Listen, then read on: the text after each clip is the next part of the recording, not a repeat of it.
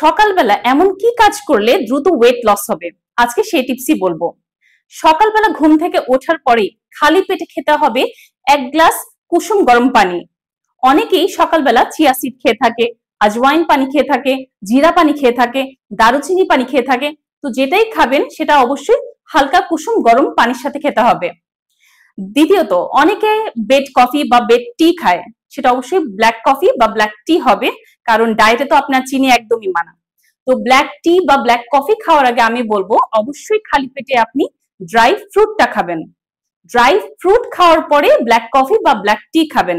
আর অবশ্যই সেই ড্রাই ফ্রুটটা আগের রাতে ভিজিয়ে রাখতে হবে নর্মাল পানিতে।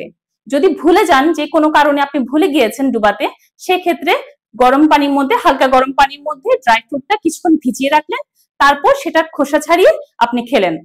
তো ড্রাই ফ্রুট খাবেন, তারপর আসতেছে আপনার ব্ল্যাক টি বা ব্ল্যাক কফি। খালি পেটে ব্ল্যাক টি বা ব্ল্যাক কফি খাওয়া যাবে না। তারপর যেটা করতে হবে, অবশ্যই 20 মিনিটস ওয়াকে যেতে হবে। 20 মিনিটস ওয়াক করার পরে আপনি ওয়ার্কআউট করবেন 45 মিনিটস থেকে 55 মিনিটস। একদমই না পারলে অ্যাটলিস্ট 30 মিনিটস ওয়ার্কআউট করতেই হবে আপনার 20 মিনিটস হাঁটার পর। তারপর আসে ব্রেকফাস্ট। অবশ্যই ব্রেকফাস্ট করবেন, ব্রেকফাস্ট মিস করা যাবে না। আর ব্রেকফাস্ট হতে হবে অনেক হেলদি আর পৌষ্টিক।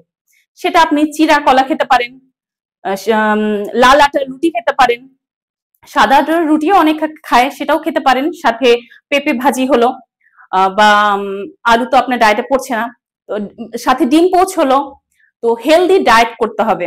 হেলদি ডায়েট মেনটেন করলেই আপনার ওয়েট লস করতে পারবেন। তাহলে কি কি আসছে?